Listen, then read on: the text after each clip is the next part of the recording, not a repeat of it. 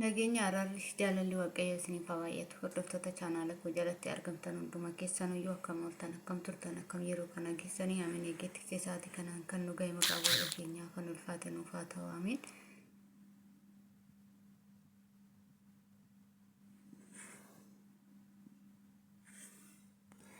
Akkasumas biraan haftuu haadha teenyaa haadha saba hundumaa dubra qulqulleetti maqaa ishee baraa haga baraatti ol kan jedhanuuf haa ta'u amiin. Har'a viidiyoo itti aanu dubbisaa macaafa qulqulluu seera uumamaa boqonnaa 21 fi kanneen itti fufan qabadee dhiyaadhaan jira. Viidiyoo laayik, sabskiraayib, sheer gochuudhaan na jajjabeessaan isiniin jedha. Kallattumaan gara viidiyoo keenya deemna. Maqaa Abbaa, kan Ilmaa, kan Hafuura Qulqulluu sadan Waaqayyo tokko amiin. Maqaa Abbaa, kan Ilmaa, kan Hafuura Qulqulluu sadan Waaqayyo tokko amiin.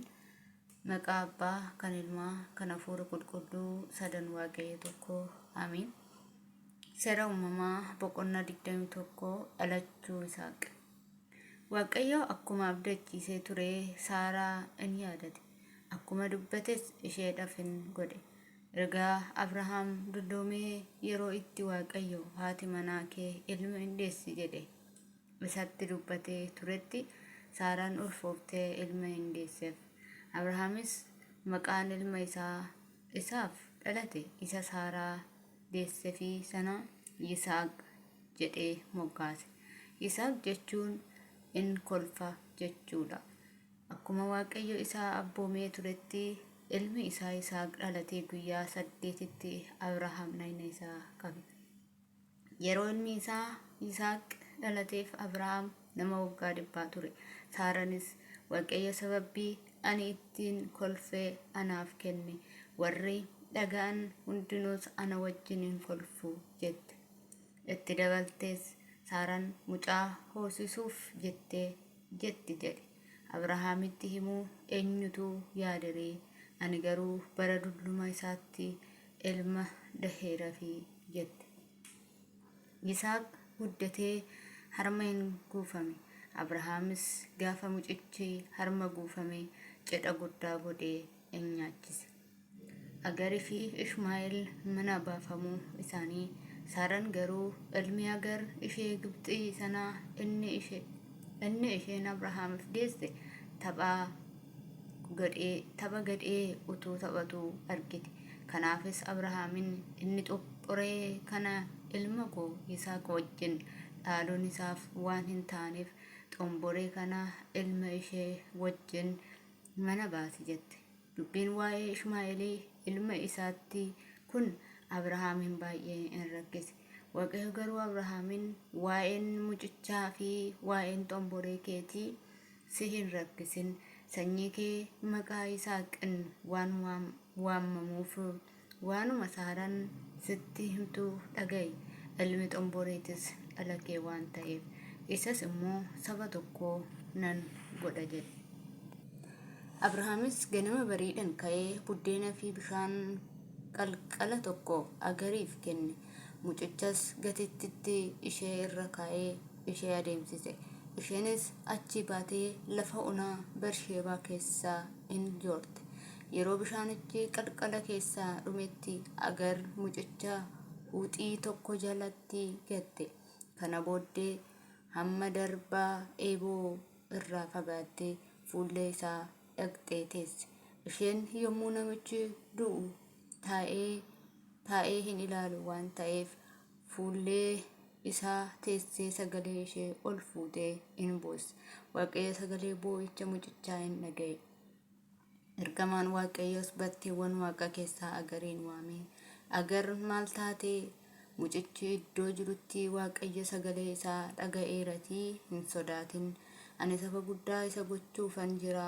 Ka'ii mucaa ol fuudhii harka keetiinis jabeessii isa qabi jedheen. Yommus Waaqayyo ija ishee in baneef. Isheenis boolla bishaanii tokko in argatte. Dhaqxees bishaan qalqalichatti guuttee mucichas in obaafte. Waaqayyo mucicha wajjin ture. Innis in guddate. Inni lafa onaa keessa jiraatee nama xiqqaa darbachuutti beekamaa hin ta'e. Inni Paaraan lafa onaa keessa jiraatee haati isaas dubra warra Gibxii isa hin buusifte. Abrahaamii fi Abiimelek waliif galuu isaanii. Yeroo sanatti Abiimelek mooticha Fekool abbaa duulaa isaa biratti Abrahaamin wajjin waan ati hojjettu hundumatti si wajjin jira.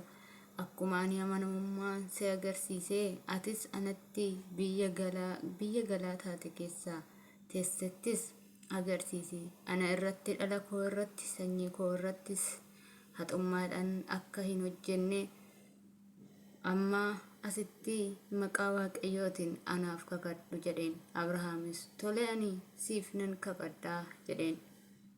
Achumaan immoo Abrahaam waa'ee boolla bishaan isaa hojjettoonni Abiimelek isa irraa fuudhanii tokkoof Abiimelekin komate. Abiimelek eenyu kana akka godhe an hin beeku.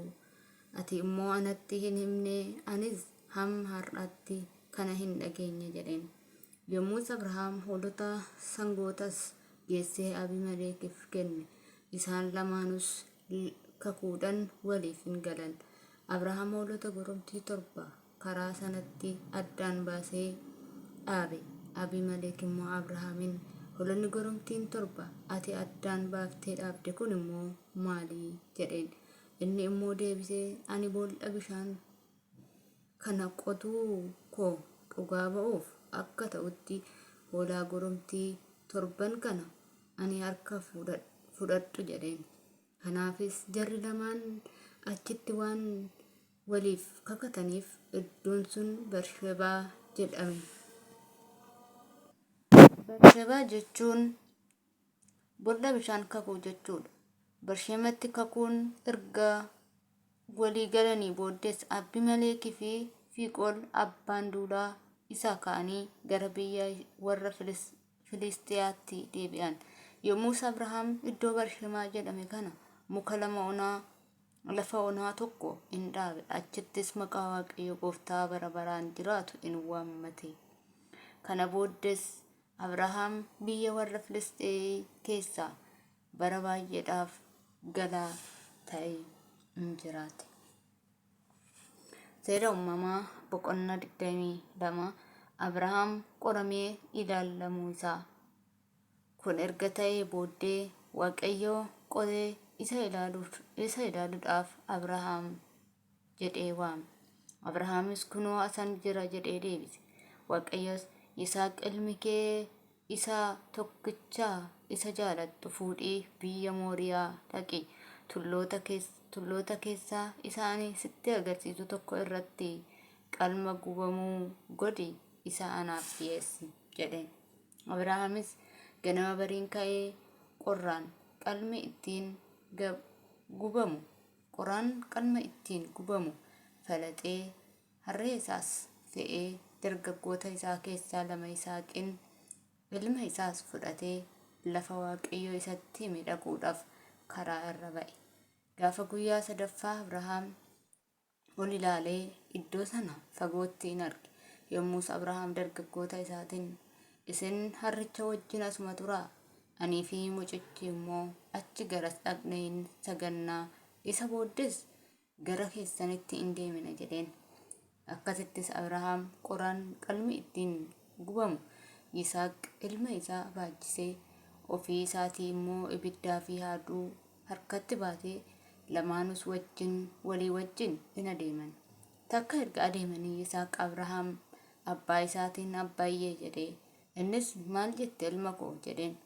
Yisaaqis ibiddii fi qoraan kun ittiin qalma gubamu sanaaf immoo hoolan meerree jedheen. Abrahaam deebisee Waaqayyo ofii isaatii qalma gubamuu fi hoolaa in erga yaa ilma koo jedheen. Isaan lamaanus walii wajjin in adeeman. Isaanis gara iddoo isa Waaqayyo itti himee ture sana yommuu ga'an Abrahaam achitti iddoo itti aarsaa dhiyeessu ijaaree qoraanis tooran irra naqee Yisaaqin ilma isaa hidhee iddoo aarsaa irraa qoraanicha gubaa isa ciibse. Abrahaam kana booddee ilma isaa qaluuf hiixatee haadduu in fudhate. battala sanatti garuu ergamaan Waaqayyoo bantii Waaqa keessaa guddisee Abrahaam Abrahaam jedhee. Innis kunoo asaan jira jedhe. Ergamichis mucicha irratti harka kee ol hin fuudhin, waan tokkos isa hin godhin.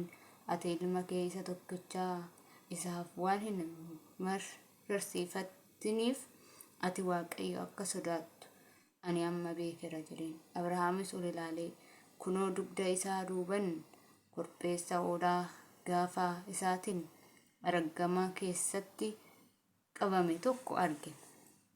Achumaan dhaqee korbeessicha fuudhee qodaa ilma sanaatti qalma gubamu isaa in dhiyeesse. Abrahaamis maqaa iddoo sanaa Yahweh Yirehee jedhee moggaase. Akkas jechuun Waaqayyo in arga jechuudha. Namoonni amma iyyuu waa'ee isaa yeroo dubbatan inni tulluu isaa Waaqayyo irratti waan agarsiisudha jedhu. Ergamaan Waaqayyo bantii Waaqa keessa sanaa lammaffaa guddisee Abrahaamin waame. Waaqayyo ati kana waan gooteef ilmi kee isa tokkicha anaaf waan hin mararsiifatiniif ani maqaa kootiin kadhadheera. Ani eebba kootiin sin eebbisaa, sanyii kees akka urjoota Waaqaa akka cirracha qarqara galaana guddisee nan baay'isa. Sanyiin kees karaa keellaa diinotaa isa qabatee mandaroota isaanii kana isaa in godhatta. Ati waan anaaf abboomamteef sanyiin biyya lafaa irraa hundinuu sanyii keetiin in eebbifamu jedhee dubbateera jedhe. Ergasii Abrahaam gara dargaggoota isaatti deebi'ee isaanii wajjin ka'ee gara mandara Barshemaa dhaqee mandaricha keessas in jiraate. Sanyii Naahoor. Kana booddees dhaamsi Abrahaamiif in dhufe. Kunis kunoo milkaa'insa ilma Naahoor obboleessa keef ilmaan godhate.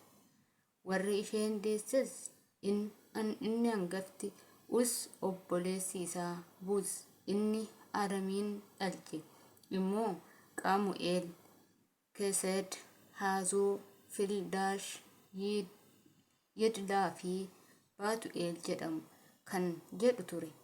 Baatu'eel Ribqaa dhalche. Milkaan isaan kanaa sadeettan Naahoor obboleessa Abrahaamiif godhate. Naahoor sajoota Ri'umaa jedhamtu tokkos qaba ture.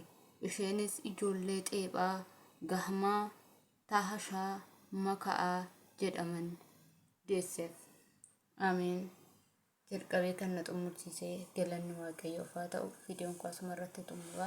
Viidiyoo itti aanu hanga walitti deebinutti nagaan tura.